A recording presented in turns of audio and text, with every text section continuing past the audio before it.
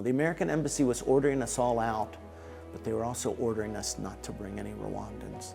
So it was like they were ordering us to leave for us, to leave part of our family behind. But at the same time that the genocidal government was doing war, they were telling everybody, the enemy is among you. Kill your neighbors before they kill you. I think it's a big myth, this idea of good guy, bad guy. And I know that can be a really controversial thing to say in a situation like genocide. You know, in America, we tried to commit genocide against Native Americans for years, to wipe them out, and we stayed in power after that. People do genocide and they stay in power. In Rwanda, the fact that he and the brave men and women not only stopped the genocide, but they then drove the extremists out of power. Hello everyone. My guest this week on the Long Form podcast is Carl Wilkens. He's an American educator, public speaker, and author. As the country director of ADRA, he was the only American who refused to leave the country during the 1994 genocide against the Tutsi, refusing to abandon Rwanda and Rwandans in their darkest time. He shares his story with us today. Hello there. Before we dive into today's conversation, have you subscribed to our channel yet? If you haven't, do so. And remember to share your thoughts with us in the comments below and like this video. Your support means a lot. Now let's get into it. Mr. Carl Wilkens, welcome to the Long Form. Thank you. Good to be here. So I was looking through, when I knew that you'd be coming on the podcast, I tried to do a little bit of research on you and found out that you first came to Africa in 1978. Yeah, 20-year-old kid, tired of college and wanted to do something different. So what was that experience like? Like, were you still in college? Where did you go? Why did you come? Yeah. What was that experience like? Well, when I graduated from high school, I didn't really want to go to college. I liked working with my hands, and honestly, when I look back on it, I missed a bunch of opportunities in education because I kept asking myself or my teachers, everyone that would listen, when am I going to use this? When am I going to use this? And I wanted practical application. And that's not a bad question, but it became an all-consuming question for me. I did go to college, though, because my parents leaned on me. But after 2 years, I was like, I got to have a break, something different. And I'd always been fascinated with stories from Africa as a little kid, And so I ended up with an opportunity to volunteer at a high school in what was then the Transkei, South Africa's version, trying to legitimize apartheid, keep it sustainable with these homelands they developed. So I worked at this high school in the Transkei in South Africa for a year, doing maintenance, construction, purchasing, drive the truck down to East London, pick up supplies for the school. And I was just loving that year. And I loved, my experience in the homeland. I mean, South Africa and its apartheid is a whole nother conversation, but it was a different feel in the homeland, I felt. And I just really loved the sense of community. I loved the easygoingness. I loved the way people approached challenges, the innovation, from little kids with shoe polish little tins making a little wire car, to the guys who were doing those kind of innovations to keep their little pickup truck running. So I loved innovating, and that really kind of got me fired up. Okay, I'll go back to college, but I'm going to be a shop teacher. I'm going to teach auto mechanics and welding, and we'll be part of an irrigation scheme or a generator system or anything. And so that's what really got me focused, was that year in the Transkei. So that's apartheid South Africa. When I think about apartheid South Africa, I don't really think about it as a place that people would want to go to. Yeah. Did you, at the time, know about apartheid, or were you, the classical American Yankee who's going to countries he doesn't understand? Did you know about the apartheid? Did you know how evil and terrible it was before you went there? No, but once you went there, yeah, and saw it in action, right? Yeah, The buses. Yeah. the beaches and the bars and the hotels that were white only and black only, it must have been, I guess, shocking to the system.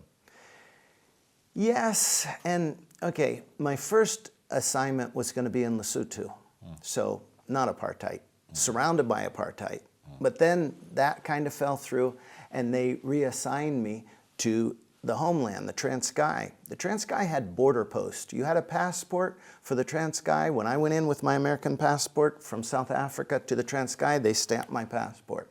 So they were putting forth this, even more so than America's Indian reservation idea. They were really trying to legitimize, this is like another Lesotho, this is another African nation, African-run, black African-run nation. And so 95% of my time, I wasn't seeing discrimination like in South Africa. Because in the Transkei, I mean, again, it was not to be sustained for a long time. It was not sustainable in terms of longevity, well, in terms of sustainability, but it was for somebody who was coming in new. It wasn't black and white signs and stuff. Now, when I went to East London to buy for the school, I did see some of that, but most of my time was back here, and I do look back at it and I say, why didn't you dig in deeper to what was going on there? And I think that the only thing I can probably say is I was pretty, I wouldn't say overwhelmed, but I had a pretty full plate just learning about the culture and the people and the way different things were done. And I loved differences. It's not like, because I've seen a lot of people come to Africa. We worked in Africa my wife and I for 12 years. A lot of people come saying, oh, well, at home we do it like this, and at home, and I'm like, please, just forget home for a little bit and look at what's happening here. And so the relationships that I was developing, the way that I was welcomed by the people there, the staff at the school, the community, I would be out doing stuff in the community, and to me was like I was probably, now that I think about it, it's like I was in a bubble. During that time. So the bubble was pretty immune to most of the stereotypical things we think about with apartheid. So no violence, no Not in the riots. Transkei. Now there was, when you went out into the other, there was definite, you have your place and our place. And that was really, that was hard. But I was there as a guest, I'm trying to learn. And so I wasn't, like jumping up and saying, okay, we're gonna lead a movement to change this. Yeah, and you were there for a year. How long? A year. So from had my 21st birthday there. And because you hadn't actually told us, so what university were you in and where were you actually from? So I was from Spokane, Washington in the Northwest. Walla Walla College was the name of the university at that time. And they had this service learning program that they provided for their students to be able to work in different countries. A lot of them were teaching English in Asia, a lot of them. I'm like, I don't want to go teach English. And so when I saw there was an opportunity, actually my first hope was in Malawi, and then that didn't work, and then Lesotho, and finally I found and landed in the Transkei. And and then I went back to Walla Walla, and I finished, graduated, with what they called an industrial education, Bachelor of Science with a minor in business, and got married a week after graduating, and my wife and I moved to Zimbabwe 6 weeks later. So kind of our honeymoon was in Zimbabwe, where we went to a school to start an industrial education program there. How did you end up in Rwanda? We spent 4 years in Zimbabwe and 2 years in Zambia. We really loved it. Our daughters were born in Zimbabwe. Felt like it was rewarding work. We thought this is a great place to raise our kids too. We loved all the international exposure. And so after that first 6 year, we kind of signed up for like a 6-year contract with the Adventist Church, first teaching and then working at a hospital in the remote western province of Zambia. I thought, maybe I do want to go back to school. And so I went and got an MBA. And so with my shop teacher background and the MBA, we started looking for jobs at different places around the world. we're like, we loved Africa, but let's just look a little broad around here. We like living abroad. And, but something just kind of kept drawing us back. And then we saw this opportunity in this little country, Rwanda. And we didn't, no internet, of course, in 1989, when we're looking where are we going to go, when I finished my MBA. And our son was born during that time too, so by now we have 3 children. And we go to the library, pull out books about Rwanda. The main thing we find is gorillas, that's on the library. And then any movies, Diane Fossey, Gorillas in the Mist. We watch that movie. And we just see this little gem, they would call it, the Switzerland of Africa, and all these kind of romantic ideas and stuff. But we just thought, man, peaceful. We'd been in Zambia. And I mean, it was interesting because the ANC had their camps in the western part of Zambia where we were. That's the African National Congress. Yeah, and the movement to, finally get, overthrow apartheid. And so we had and in Zimbabwe, when we were there in the early 80s, that was right after independence had come to that nation. So there was still a lot of instability and a lot of violence. And we had learned to live in those things, stopped by soldiers, have your cars searched, and, people disappearing and some hard stuff that was happening in Zimbabwe in the early 80s, that we thought, peaceful little country, Rwanda, that sounds good. And we looked and we saw this opportunity to work with ADRA, Adventist Development Relief Agency, the humanitarian arm of the Adventist Church. And so we're like, hey, we could be over there partnering with the people, look, our first projects were building schools, operating health centers around the country. But 6 months after we got here, and I may be jumping ahead, but that's of course when the war started. So that we came and we had 6 months of relative peace. Yes. What was that experience like? Those 6 months? No, those 6 months, yes. And then up to, let's say, April 1st, 1994. Yeah. Yeah. So the 3 years of war here preceding the genocide, 900,000 people were chased out of their homes. And so our work took on a new component from the building schools and operating clinics to working in these IDP, these internally displaced camps here in the country. Anywhere from 5,000 to 60,000 people. We were not a big player at that time, ADRA, and I won't get into all the little projects, but we were working with these people who'd been chased out of their camps, and life was miserable. I mean, out of their homes. Life was miserable in the camps. We're trying to get nutrition programs for little kids. We're trying to give dads, like we would bring in a truckload of car springs and they would make hose out of them, or we'd bring in a truckload of bamboo and they would make privacy mats. We're just trying to give people something to do during this time while they're hoping the war will end and we can get home. We're always focused, get home, get home. And so when the war ends from our perspective and the Arusha Accords are signed in the summer of '93, we are like, yes, whew, 3 years of war. During that time too, we had 350,000 people from Burundi who had fled into Rwanda from the violence in Burundi. So we had, by the time April is going to roll around in '94, we had 1.25 million people living in camps around this tiny, already most densely populated country in Africa. Yeah. And so we were, the new government was supposed to be installed, the transitional government, in December, but it was delayed. January delayed, February. In January, we're all still planning, though, on getting people home. Peace is coming. We're all like, yes, end of war, yes, new government, everybody represented.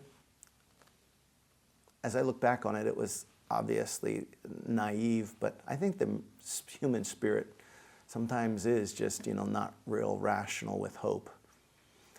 So Canada, we asked Canada for $300,000 to start rebuilding health centers in the north of the country that had been destroyed during the war. So when these 900,000 people would go home, they'd find health centers functioning, ready to receive them.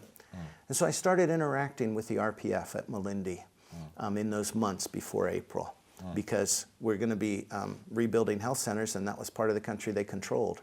And I met Christine Umutoni, I want to say, what's her name? And a young lady, part of the, I started to realize, oh, there's more than just soldiers here. I mean, a lot of times I love history now, but I wasn't a big history student then.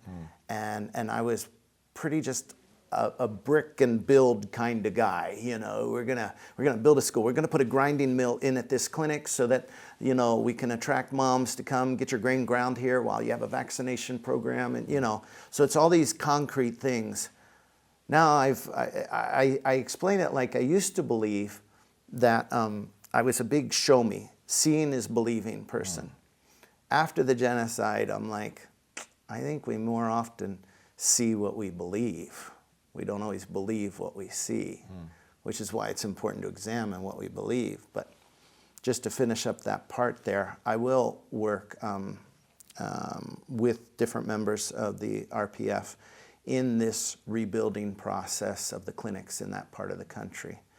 And so when April comes, well, actually end of March, we've had, of course, I've been here through the years, the massacres that were happening during the war. Innocent people, it's like every time the RPF would launch any kind of an offensive or a movement, the old Rwandan government would, of course, try to hold them back, but then would do massacres of Tutsi people in other parts of the country. It's like every time you attack us, we'll be fighting back, but we're going to be slaughtering people. And that's what your team was telling you? That's what I was seeing.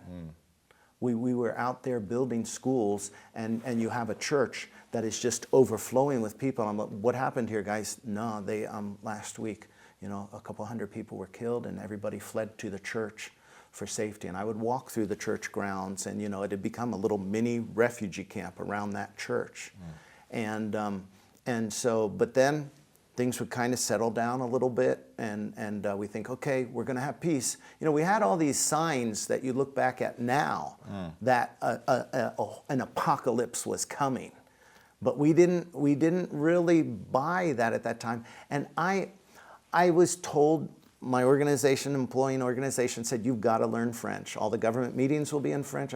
It's a big regret. If all the time I would have poured into learning French, I'd have poured into learning Kinyarwanda, I would have learned a lot more for myself. Yeah, it's interesting. I was going to actually ask you, right? So genocide commenced on the 7th of April 1994.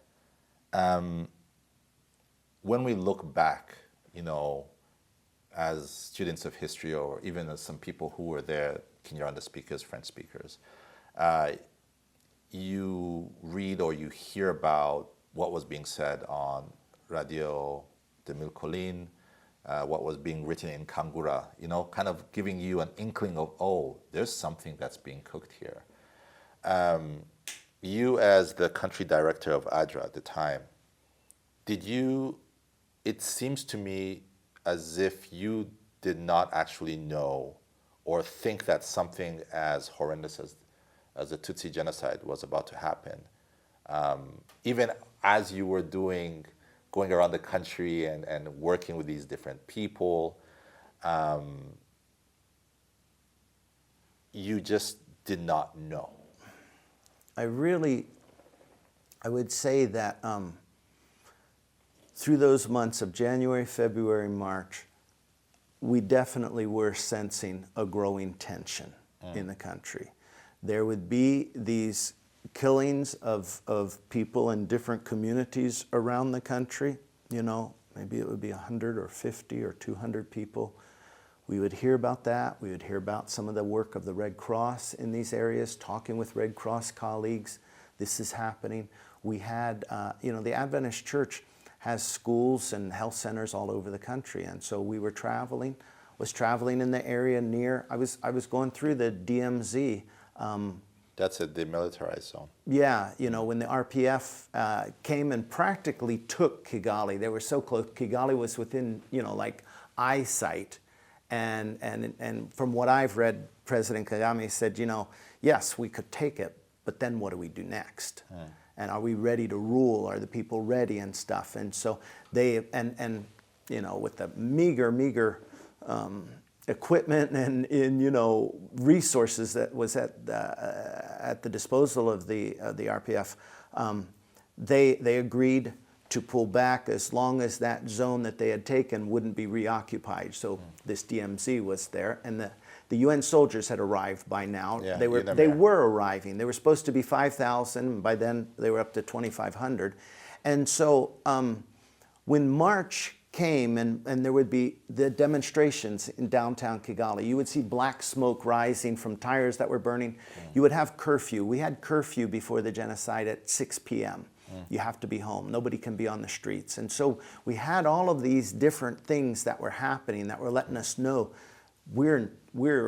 it's brewing here. And I sent a fax to our church headquarters in the U.S. saying, we are sitting on a keg of dynamite. We're meeting at the embassy every week, getting a situation report. I was a representative for a group of American citizens, so I would go there. They called us wardens. I would go there, get the intel from the embassy, and give it to the other Americans.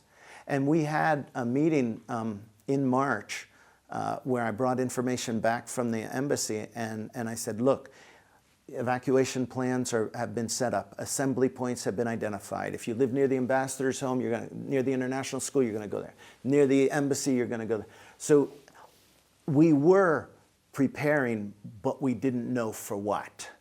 We were still hoping that the new government would be launched and diffuse this growing tension we could sense. For me, it wasn't the newspaper that I heard from or even the radio. I knew that stuff was there, it was peripheral, but what I was hearing was, a phone call from one of our workers in Gikondo saying they're killing, and this is in March, they're killing people in Gikondo right now. Can you come and help us? So my dad was visiting at the time. My dad and I grabbing a car. We lived just below village Urugwiro. That's where our house was, just from the new, I call it new, it's now the old, the American Embassy used to be downtown. But from the current American Embassy, you go down that circle, a couple roads, and in there, that's where we were renting a house. And so we went down that road that's now a 2-lane road when you leave there. It was a dirt road back then. Coming towards us was a truckload of what we didn't know. They would soon be called Interahamwe, but at that point, they were just party youth. You see, Rwanda had been pressured and had developed multi-parties like overnight, and then each of these parties that had developed had their youth wings, and they all had their colorful uniforms. And so, this day, they were coming in the back of a truck facing us. And I remember saying to Dad, do we turn around or do we keep going? Because I wanted to go and try to help this worker who was stuck in Gikondo. And I just said, we got to drive. And these guys had masks and they had clubs. And so I look back on it now, and yeah, it's really clear. But at that point, it's like, okay, things are bad, but we're going to make it through. It's going to be diffused. It's going to be, keep telling ourselves it's going to be okay, when of course it wasn't going to be okay. So I could give you more stories of that kind of tension, that kind of violence, eventually as it reached Kigali before I heard the explosion when the president's plane was shot down. I said to my dad, whoa, that was louder than normal. And normal, you know how Kigali is hills. I'd be reading my kids a bedtime story, and you'd hear a grenade go off. And my little girl, I remember her one of our daughters sitting on my lap. She didn't jump when she heard the explosion, and it would ricochet from hill to hill, the sounds. She just sighs and goes, when's this going to be over? And I'd be like, soon, babe, soon. It's crazy how we can acclimate. So when the plane was shot down, and I didn't know for an hour after I heard the explosion, an hour later somebody called and said the president's plane has just been shot down. Who was that person? Do you A remember? Canadian friend at a university, Adventist University of Central Africa, Jake was his name. And he said, can you see the flames? And I'm like, what? Yeah, the president's plane was just shut down. Everybody's going crazy around here. And I went outside and I looked, but there were too many hills between us and the airport, Kanombe, you know. And so it was, then it was like, whoa, this is like a moment that, of course, now you look back and stop. It's like, when you hear in America, I was a little kid when JFK was killed, but you remember where you got that news, and here we're like, what does this mean? The president's plane has been shot down. And then we got a phone call from a young lady who was volunteering here. She had fled the genocide in the former Yugoslavia.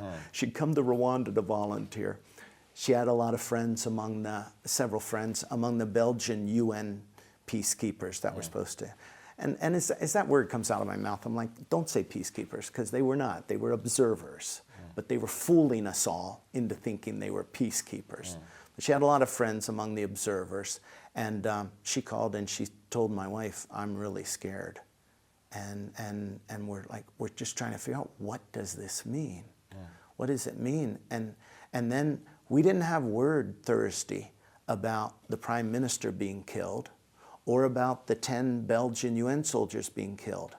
But we had gunfire going on in our neighborhood. We brought the kids from their bedrooms into the hallway, saying, we're all going to make a little like party here in the hallway tonight, you know, and bring your mattresses. And we rolled the television and the VCR into the hallway, and we'll watch some Sesame Street or something, you know. We'll kind of make it like a little party in the hallway, while, of course, all hell is breaking loose outside. And the next morning we find out a gang had been at our gate the night before, and our neighbor ladies. You see, like so many homes, well, it's changing now, but there's still places. We had a nice, you know, Western-style home, and right next door was an adobe brick tin roof home, 3 of them, you know, there. And then there was another nice Western-type home, and so that mixture of the neighborhood. And it was from those little tin roof homes that our neighbor ladies came out, stood in front of our gate, and said to this gang, who they told us had a plan to kill us. Now, I don't know why they would target us. And the best thing I could figure out was, you know, that day they knew that the prime minister had been killed. They knew the Belgian soldiers had been killed. And my best guess is maybe they thought, because we were white foreigners, that we were Belgian. And then you think back too about the Belgian Tutsi community connection in colonial days and all of those different relationships. And just, who knows what was going on in their mind or thinking. But these ladies courageously, you know, I look at it so many times, because you say they were there to kill your family. What do you do with that? When somebody tells you that, do you stop and imagine what it would have been like for your kids, for your wife? Or do you like, no, I am not going there, you know, and I'm just really grateful. How do you unpack those stories? And for years, we didn't. And I think other people too. But as I was dealing with the trauma of what, you know, we experienced during the genocide, and I started to find some healing, I started to begin to unpack, what was that really like for those ladies, you know? And I started learning about the brain, which was such a, I was like a drowning person grasping for something to make sense out of all of this horror that had happened. And you wonder, how did a couple, maybe a half a dozen aunts or grandmas, turn away a gang of armed guys intent on killing? And they told us, well, they told the young lady who worked in our house. That's how we found out. The next morning, she lived in our home and loved on our kids, and she was like family. When I try to explain to students why I stayed, you know, it's so hard for people to grasp why we stayed. And the best way I can explain it is like family. You know, the American embassy was ordering us all out, but they were also ordering us not to bring any Rwandans. So it was like they were ordering us to leave for us to leave part of our family behind. She had a Tutsi ID card. We knew that she would be killed. But that morning, Friday morning, she's talking through the fence to the neighbors, and they tell her the story of the night before. And then she comes in the house and she tells us. I know that this can kind of sound nerdy, you know, talking about the brain and everything in such a horrific situation, but it's really helped me to understand. I mean, the research is there that if you tell stories, you know, sometimes somebody just goes and watches a TV show or something to reset, to recenter, so to speak, which for me is moving from the downstairs brain to the upstairs brain. Now, it's not just useful for me in that situation. I mean, you're like, how do unarmed ladies confront violence? You know, we often talk about fighting fire with fire. Well, how about with water? What does it look like to fight fire with water? And to me, stories, and you know that, you're a podcast man, stories are just such a powerful means to be able to help people move, to get comfortable, to feel less threatened, because the brain prioritizes community over logic. My identity. So if I feel like you're attacking my community, my people, you can come at me with all the logic you want, but my brain's prioritizing this as like enemy, enemy, enemy, and I'm not hearing any logic or empathy. So I want you to take that framework over the whole country of Rwanda. For 3 years at war, for 3 years, many people are getting the message, we're under attack. There's not enough. Scarcity, they were powerful motivations to drive us to our downstairs brain. During the 3 months before the genocide, we had a landmine. My office was in Gikondo Industrial Park, Tolirwa, Rwanda Foam, in that area there. And just a little bit this side of that, a semi one morning hit a landmine. Here in Kigali, a landmine. And the whole city was like, whoa, a landmine in Kigali? We had kind of gotten acclimated. The war is over there somewhere. Now it's right here. A bomb at the central bus station in Kigali. A taxi bomb blows up and 12 people are killed. Man, you talk about downstairs brain, you talk about suspicion looking around. So when the other day some students at one of the schools here said, how can neighbors turn on neighbors? I just had to talk to them about upstairs brain, downstairs brain. It's not a full explanation, but when we are in that mindset of there's enemies around, we are in a threat-centric mindset, we are much more open and easily manipulated at a time like that. The architects of the genocide were masters at manipulation, trying to convince people to see the enemy in their neighbor. And so, to me, this upstairs brain, downstairs brain is not only useful if you get a flight canceled, you go to the desk and you're like, you've really screwed up my day. How am I ever gonna? If they weren't in their downstairs brain already, they're going there with that kind of an approach, Or these neighbor ladies, they could have been, what's wrong with you guys? They could have talked like an angry auntie, and you should be ashamed of yourselves and stuff. Would have just driven them deeper in their downstairs brain. But instead they said, these people have been here for 4 years. Their kids play with our kids. We'll knock on their door in the middle of the night and they'll take us to the hospital or something, Just little acts of kindness were the stories that these ladies told that will eventually, I like to think, at least get the leader a little bit back online, prefrontal cortex, upstairs brain, and turn away from our house. That's just Thursday night. We haven't even gotten to Friday and Saturday or Sunday when my family will eventually leave. Yes, I'd like to talk about that. So just a few days into the genocide, there was an American evacuation plan, right? They got all the American citizens. Americans, Canadians, and Germans got together and said, the plane was shot down, and the president, I don't think we're going to fly out of here. Right. Let's drive out. Yeah, so you drive out. The plan was to drive out through Burundi. Bujumbura. You put your wife and your kids on that evacuation, but you then chose not to leave, which kind of sounds almost suicidal if you think about it, right? That was my dad's perspective. He was here. Yeah.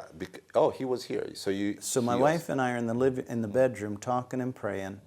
The embassy has given us the order. You have to leave, and you can't bring Rwandans. And so we're like, we can't leave. The watchman who came in the evening, he had a Tutsi ID card. Plane was shot down the night before. By the next morning, there's roadblocks up. And he can't get home to help his family. So we've got these two people trapped at our home with us. And so we've got to go out in the living room now and tell my mom and dad, guys, I'm so glad you're here, Dad, because I need you to help Teresa take the kids to safety, but I'm staying. And Dad didn't use the word suicidal, but it was really out of character for him because to me, he's always been a courageous, really, really empathetic. I always tell him later, I said, it's your fault I stayed. You know, it's your example. But at that point, I'm 36, he's 62. Wonderful friend. And he says to me, eventually when he sees I'm not going to change my mind, he says, well, then I'm staying. And I'm like, no, Dad, you're the reason I can stay. You got to take the family to safety. And then he said, this was what was out of character. He said, what good will you be to these people dead? And I was so surprised to hear those words come out of my dad's mouth, because that just wasn't him. But he was desperate. And years later, like I said earlier, we often don't want to allow ourselves to go to traumatic or almost traumatic experiences. But finally, years later, and now I'm 66, so I'm older than my 62-year-old dad back then, I realized he just couldn't imagine life without me. And I'd like to think that's the case of every person who has a father. Sadly, we know that's not the case. But it didn't make logical sense. I get it. I try to help people understand. My wife and I didn't know it was going to be a genocide. We knew people were being killed. We knew it was going to be dangerous. But we actually knew that people, by this point, we had a radio in our, like a ham radio, a two-way high-frequency radio in our house, and we're talking to different points around the country. We're talking to the Red Cross. And we actually knew that the numbers were in the thousands right at the beginning. And we wrongfully assumed that the international community would do something. I said to my wife, 2 weeks maximum, love. This thing can't last longer than 2 weeks. And of course, it'll be 3 weeks before I even get out of my house. But there were, I guess I'm trying to help people. I think I'm trying to make an argument for logic, but it's not a real easy argument to make. And that's it with the heart. That's it with love. I mean, in the same, maybe, I don't know, you interview people and stuff like that. Do you think in the same way that it is hard to build a logical argument for hatred, it might be hard to build a logical argument for love? Would you like to partner with us here at the Longform? If you do, you can send an email to us at longformrwanda@gmail.com. Partner with us and become part of Rwanda's most exciting and in-depth podcast. I mean, the power of love, when it's fully formed, right? When it actually has a direction, is, I think, more powerful than hatred. I do too. Right? And it does seem, from what you were telling me, is that, you know, you were in the community, you were part of the community, and because you were part of these people, you were able to see them more important. You were able to see them as people, and you're like, okay, I cannot leave people to die. No. Which is very different from, you know, when you look at certain scenes of Belgian soldiers, peacekeepers, right? Supposed to protect thousands of people at Eto Kichukiro, and they have guns and tanks, and they can see the killers. They see them right outside the gates, and then they just wake up and say, okay, let's go. Or you hear other stories of, you know, them taking dogs, right? Instead of their workers or their nannies, the people who cooked for them and raised their children.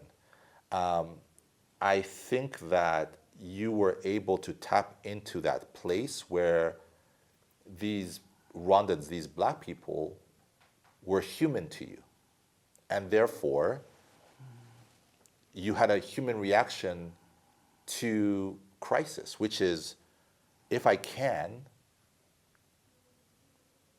right? If I can help, let me see what I can do.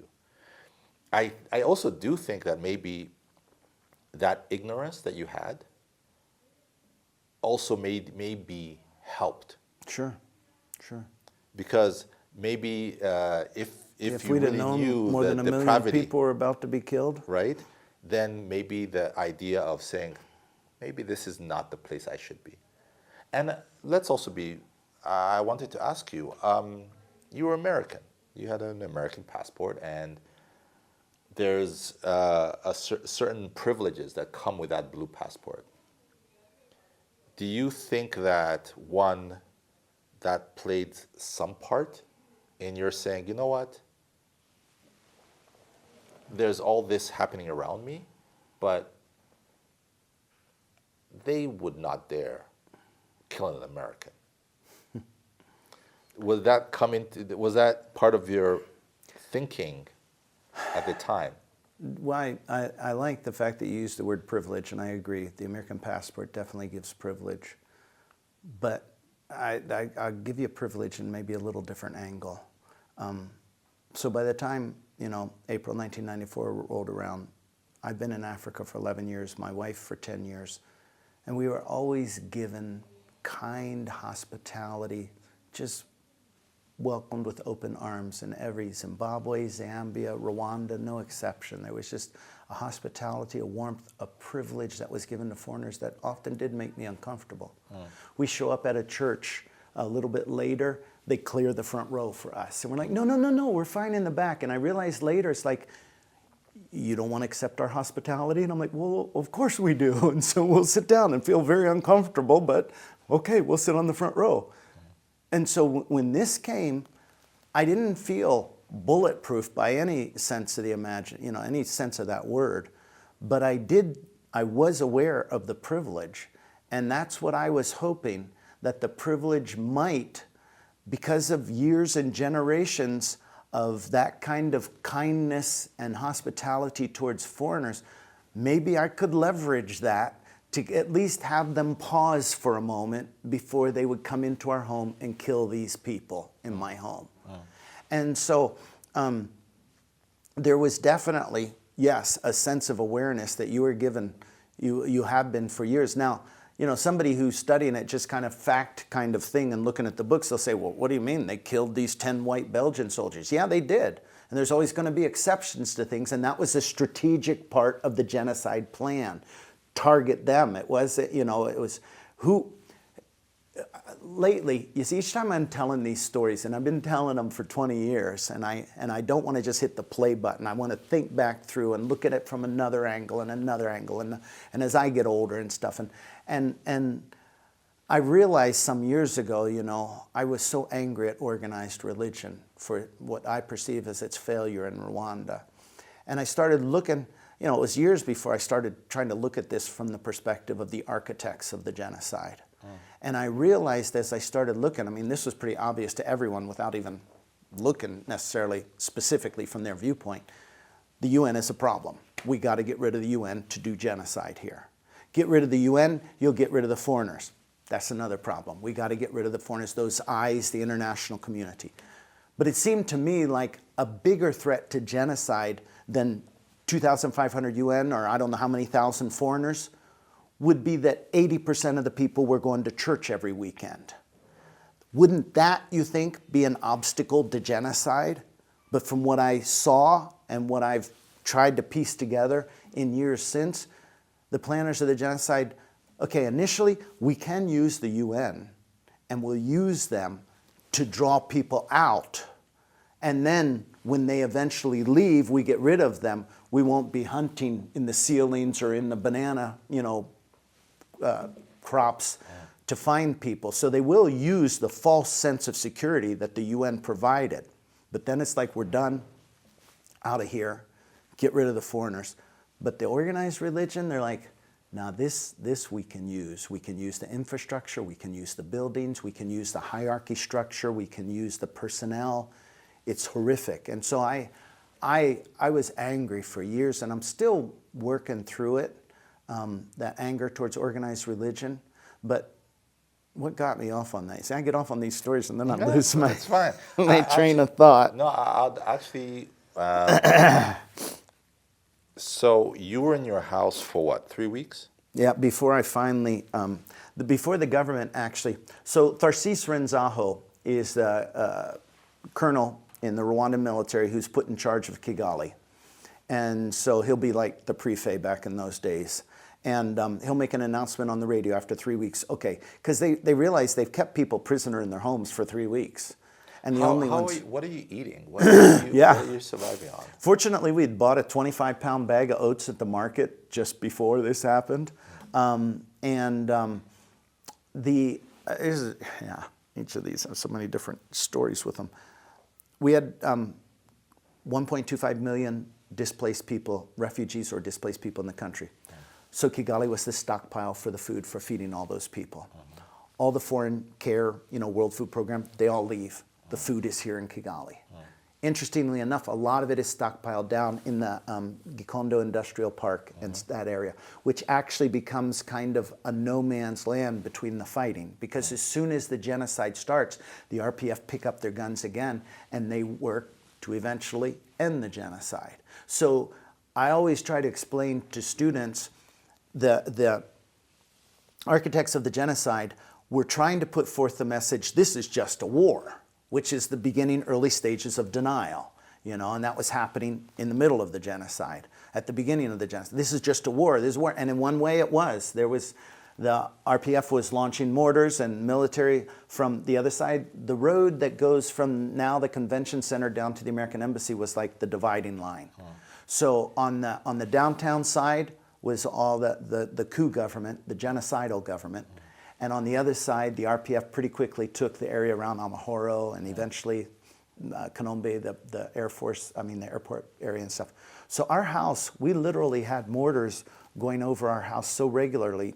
We had an African gray parrot the kids had, and this parrot would whistle like a mortar. I mean, there was war from that perspective. But at the same time that the genocidal government was doing war, they were telling everybody, the enemy is among you. Kill your neighbors before they kill you. And so genocide is going on. So it's a two-sided type of a thing. War, what appears to be conventional war, but then genocide going on here. And so for 3 weeks, they said nobody is allowed out, but of course the ones out were the Interahamwe going around and doing all the killing. Well, they would break into these food warehouses in a lull in the fighting, the military fighting.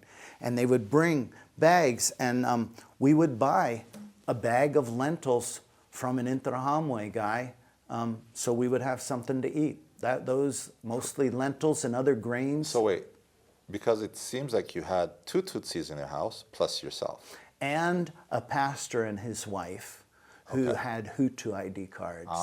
So they would go out. She could go out in the neighborhood and buy a few carrots and tomatoes from somebody, get us a little something fresh. She was the one who would buy this bag of grain from the Interahamwe, or they would come to her with a propane bottle that they had pillaged from another home, and we would buy the propane bottle from them, so we for a while had gas on a stove. Eventually we're cooking with charcoal, but yeah,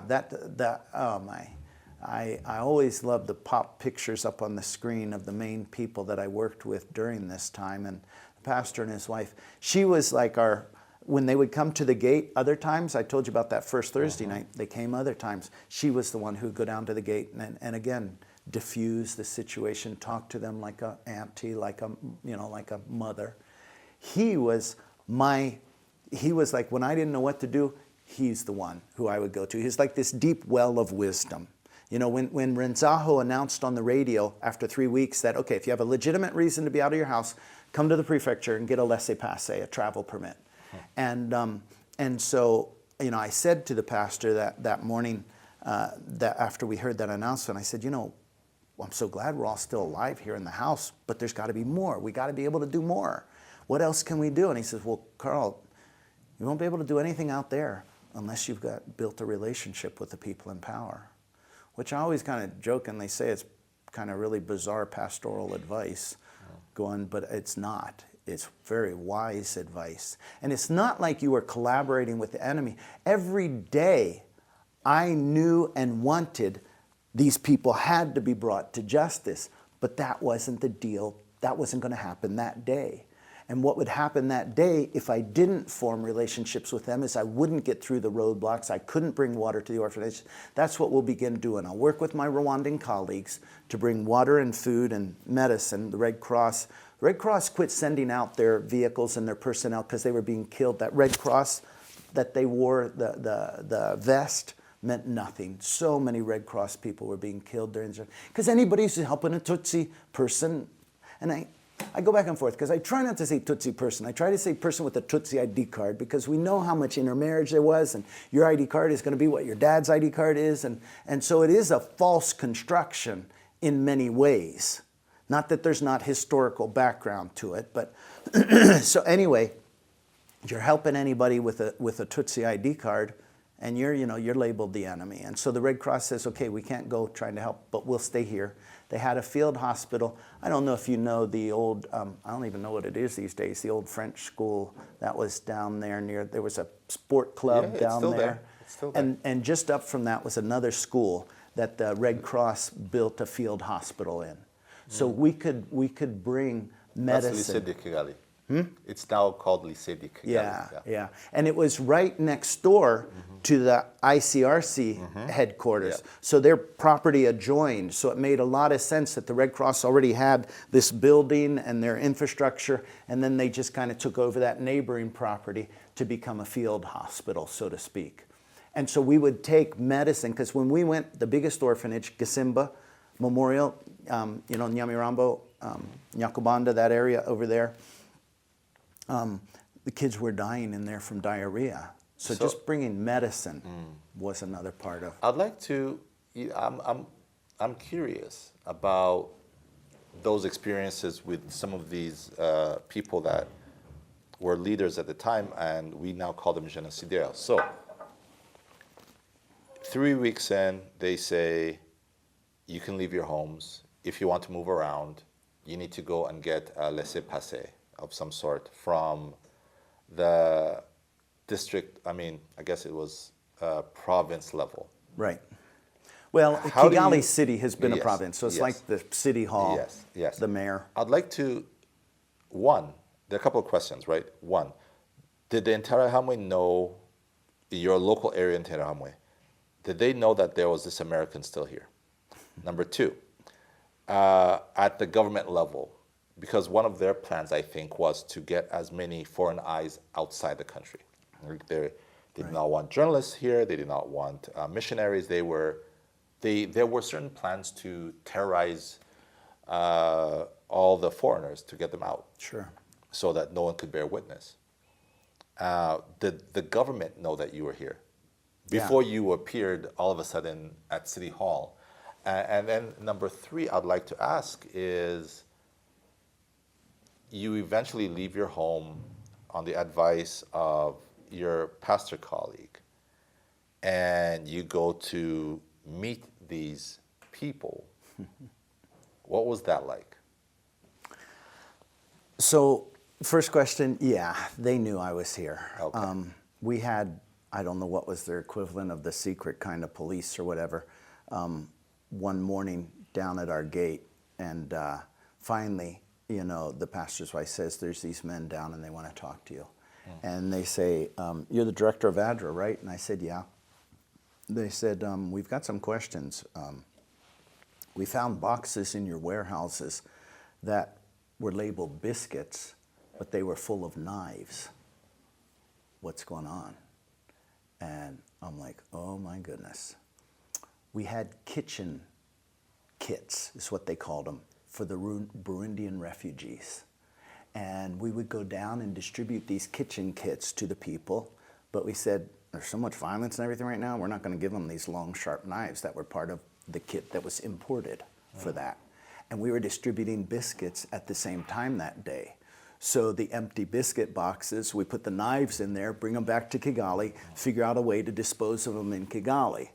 And so you can kind of see how looks suspicious. You got all these biscuit boxes full of knives. But anyway, they knew we were here.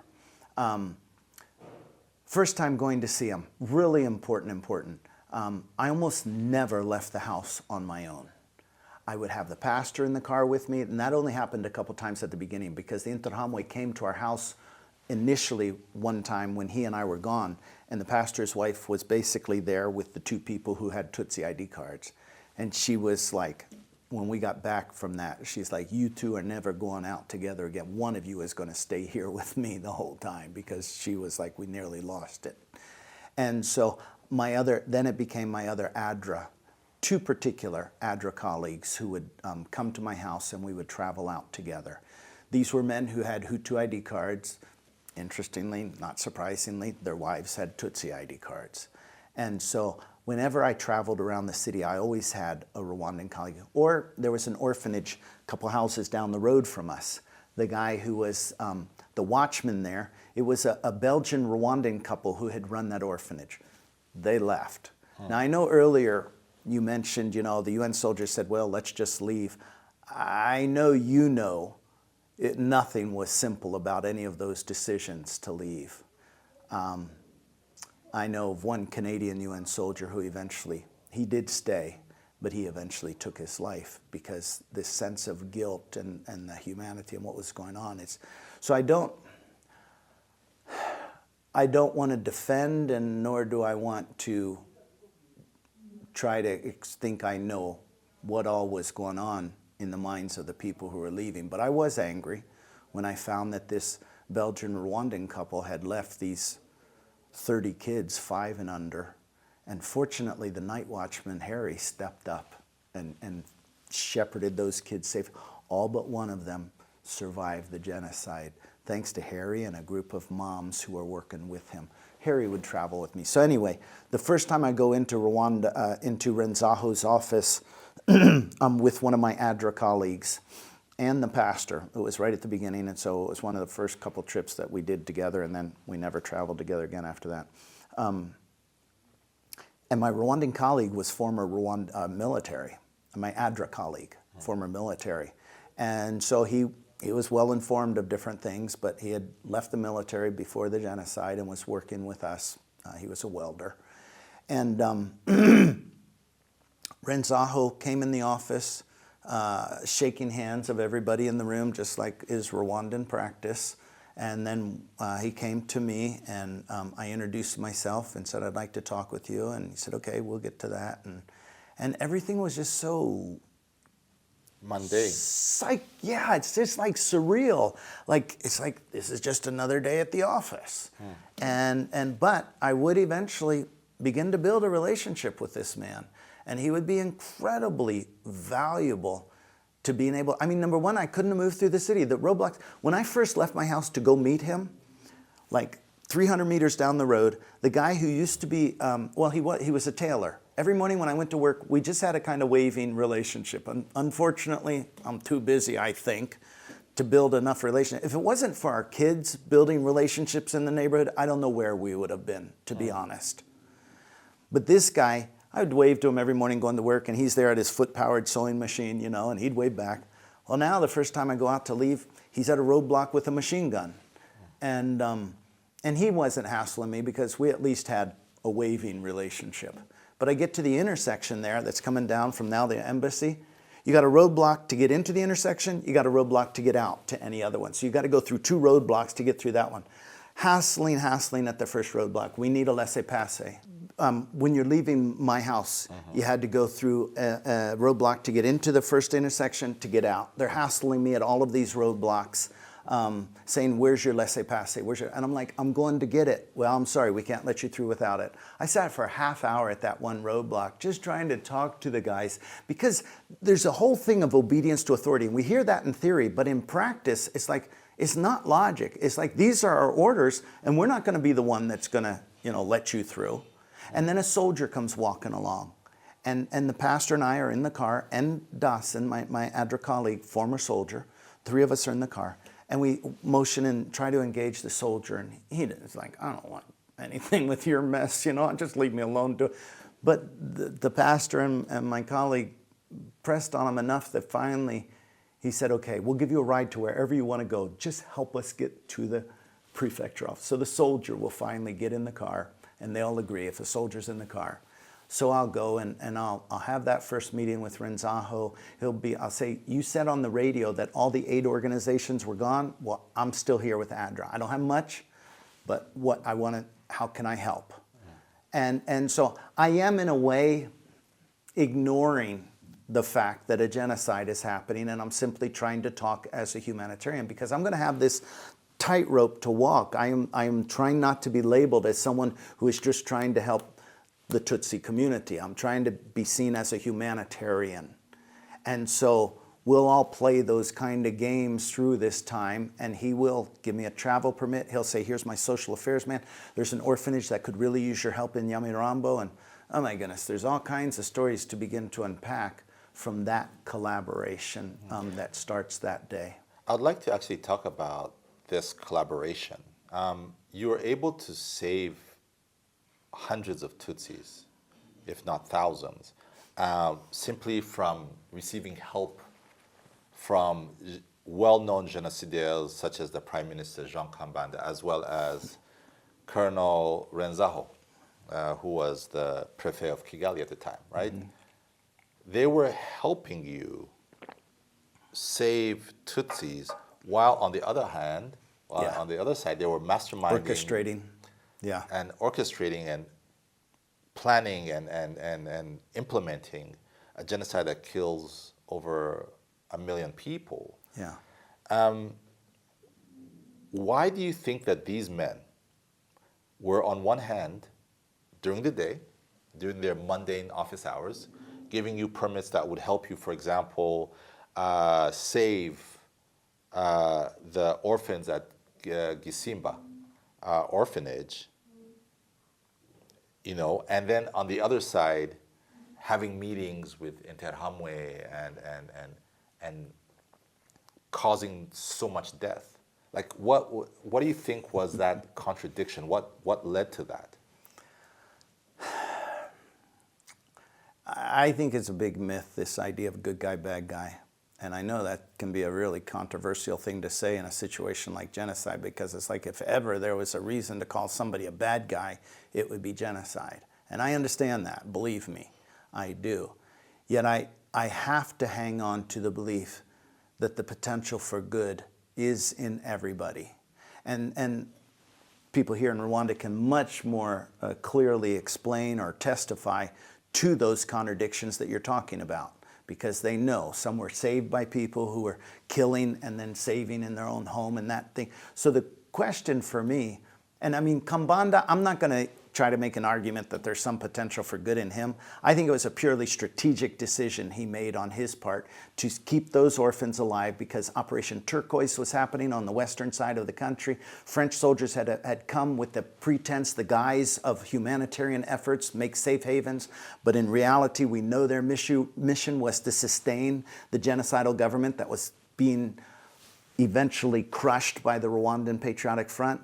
But I think he wanted to get them into Kigali to boost up his forces, and the orphan kids would be an excuse for their presence here. But all of those stories, we can unpack them at different times. But what I think is also important too, I just want to hold up at a moment when you say I saved lives. I was part of saving lives on different days. But anybody that I helped that day that Gregoire and his Interahamwe gang were going to massacre everybody at the orphanage, they were also threatened another day. So somebody else. So if you were to get together a group of people who saved one person's life, you might find an amazing, and I'm proud to be in that group of people. But I think we like a kind of one-man hero story, and I push back on that. I mean, kids say to me, do you consider yourself a hero? And I'm like, my initial thought is like, of course not. But then I think, wait a minute, there were people who inspired me when I was growing up. If I was able to do something that inspired kids, I'm grateful. But the problem with the hero label, I think, is it's just like, well, that's a hero and I'm not a hero. Those neighbor ladies who for 15 minutes stood between the gang and our gate, man, talk about heroic actions and things like that. So I know, kind of going separate directions here from our couple directions from how we might define somebody who's part of a saving activity. But why other people, love to do a whole long form on that one, but in short, the easy thing would be to say, I don't know, and I don't. But I still love to wrestle with the question. And wrestling with the question says a couple of things to me. It says, one, that if we don't believe the potential for good is in everyone, we will miss an enormous amount of opportunities. So I'm not, just because Renzaho helped me, his attorney contacted me years later, and I'm like, I don't really want to go testify there. But I realized later, they probably realized my testimony wouldn't help Renzaho when he's in prison, because it would just show he had power, he had authority. Prosecution would say, we're not charging you with doing good, we're charging you with crimes of genocide. So yeah, you had the power to do good and to do genocide. So I never did go to testify there, but I think there was some thoughts on their part of the future and what, thinking maybe ahead and what it would be. It was so complex. The leader of the killing squad, I met him by chance 21 years after Gregoire Nyakobanda. Sorry, I don't have his other name on the tip of my tongue. Stumbled on him in 1930 prison in 2015. It was a horrible experience. I felt like vomiting being in his presence, to be honest. I worked for years to try to reframe that man and to see him as more than a mass murderer, not because he deserved it, but because I deserved to be free from my anger and bitterness. And so forgiveness for me is getting free from anger and bitterness. It's not reconciliation. That's later, maybe, if it's safe. But this guy, when I talked with him last July again, he did say, we plan to kill you. And we told Renzaho our plans. We told him when, where we were going to do it. And Renzaho said, no, don't kill him. This is according to Gregoire. Don't kill him. You kill him and the Americans will be all over us. Now, I don't think the American government would have lifted a finger, but perception, is important. So powerful. Yeah. So you stayed until the RPF's victory in July, and then rejoined your family. Yeah. It must have been quite a moment. Well, I have this picture of the RPF and then General Kagame that I put up on the screen when I'm talking with students. And it was actually just a month or two ago that I put the picture of me and my family on the same slide. I've always been grateful. When I think about what was going on at the orphanage and the liberation of Kigali and the country, I've always been grateful to the RPF. In America, we tried to commit genocide against Native Americans for years to wipe them out, and we stayed in power after that. People do genocide and they stay in power. But in Rwanda, the fact that he and the brave men and women not only stopped the genocide, but they then drove the extremists out of power. It's always been huge, but there's a picture where I'm first reunited with my wife and kids on the pavement at the Nairobi airport. I'd flown out in a Canadian military plane, and I put that picture on the screen right next to the picture of the RPF. I felt so grateful. It was, of course, epic for our country, Rwanda, what they did, stopping the genocide. But it was epic for me as a dad and a husband, too, because I had come to the point where I just said to God, okay, I might not survive, but I'm going to trust you to take care of my wife and kids. But I did survive, and I will. People make their comments about the Kagame regime and all this international media stuff, and I'm like, you don't know a fraction of what not just that man, but what those men and women who stopped the genocide mean to so many of us. And you did not even then, after that moment, most people would have said, you know what, I've survived such trauma, such a terrible thing. My family now needs me. I want to raise my kids. I want to go back to some sense of normalcy. But interestingly enough, just a few months later, 1995, you're back in the country and joining the forces of reconstruction. Why did you feel that you needed to give even more of yourself? It was really, I mean, there is that angle to say giving more of ourselves, but there was the other angle of an incredible honor and opportunity. You know, we were trying to rebuild before the genocide with those clinics, and we had so much hope before the genocide that we're going to have peace finally, you know, and not just peace, but we're going to actually have a Rwanda for all Rwandans. We thought that before the genocide. But of course, the architects of the genocide were not a Rwanda for all Rwandans. So now there was an opportunity to come back and be part of that.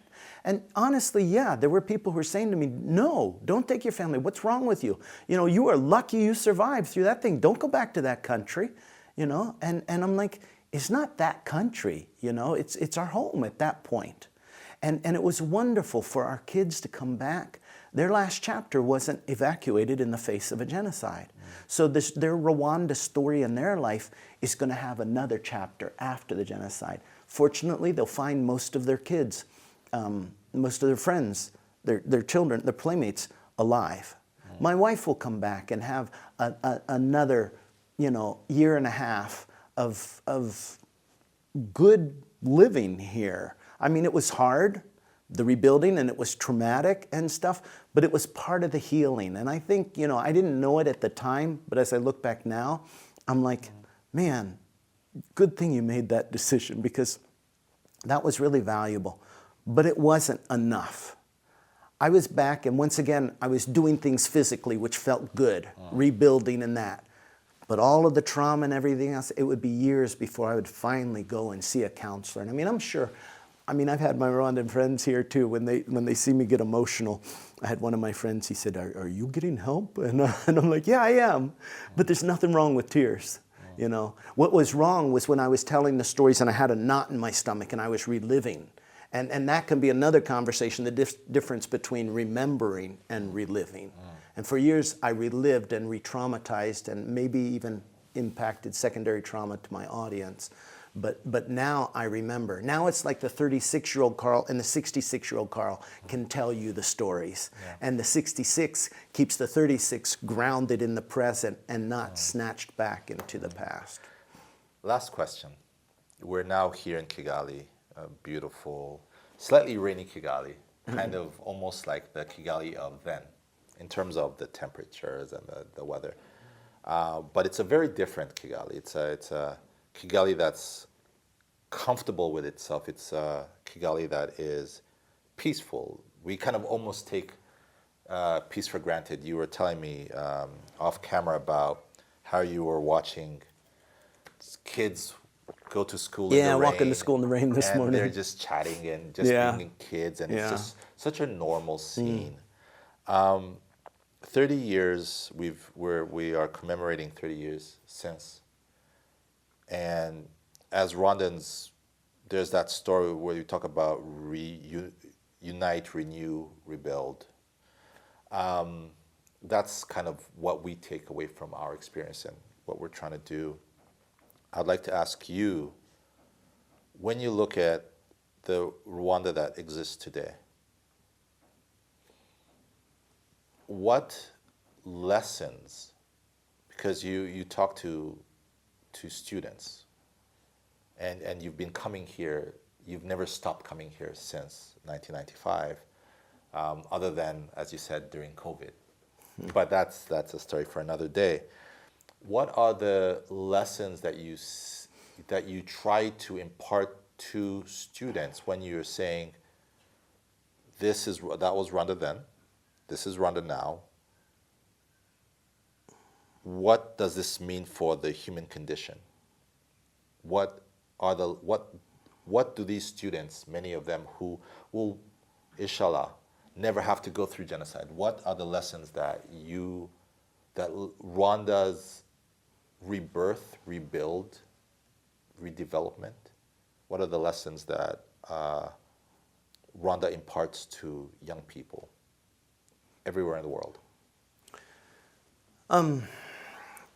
For me, I'll have a whole laundry list for you, so I need to pick and choose, and they're very personal lessons for me. Yeah. I see Rwanda's restorative journey in the 30 years, and I look at my own restorative journey. I see certain parallels.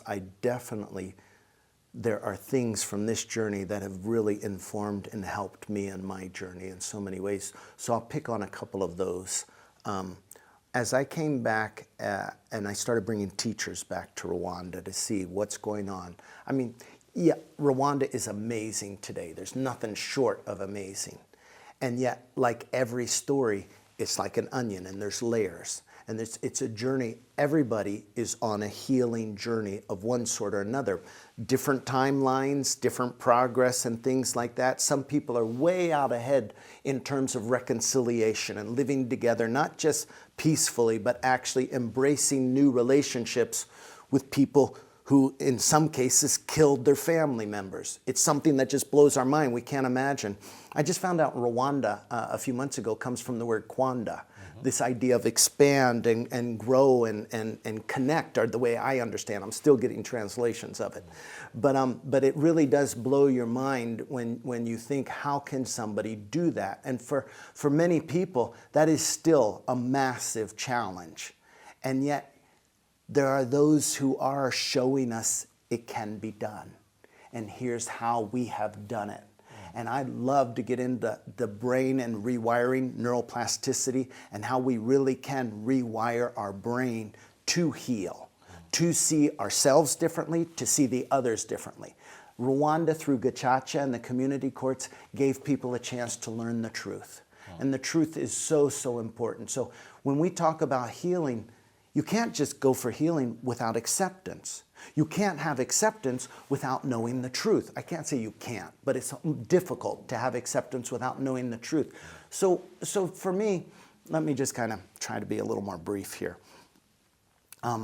It has become really clear and obvious to me that I have been a prisoner of transactional thinking most of my life. Quick example. I'm telling students that in Rwanda, they set up community courts, first time in modern history, to try to prosecute the rank and file, the ordinary people who participated. You know, the Cambodian genocide, the Holocaust, they're like, that's impossible. You can't get all the ordinary people. Rwanda, I don't think, was as much concerned with prosecuting as they were about healing. Because I think Rwanda, to me, has shown what we've seen in so many other places in the world, but it hasn't come that clear, is that justice rarely breaks the cycle of violence. We need something more than justice. And so this idea that we're not throwing justice out, but justice is very transactional. So like I would tell the students, there's a community court, people could confess, and then the judges picked by the community would decide, is this person who confessed safe to go work in the community or for repair, or go back to jail for a repair program in prison? And the lion's share would go out and work in the community, building roads, agriculture projects and stuff. So the student, she says to me, let me get this straight.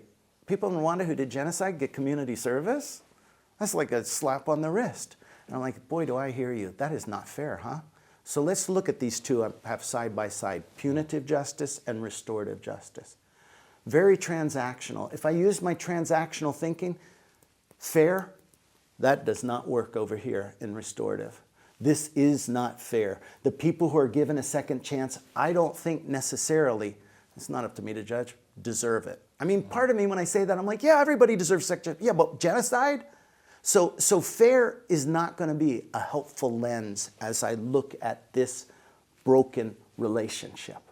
So as I look at any broken or challenged, fractured relationship, my first thought is often fair, and that's not helpful in many. That's a massive lesson for me, to not let go of fair in all of my life, because we need transactional fair in many places, but to start thinking transformatively. When am I missing opportunities, transformative opportunities, because I'm bound by transactional thinking?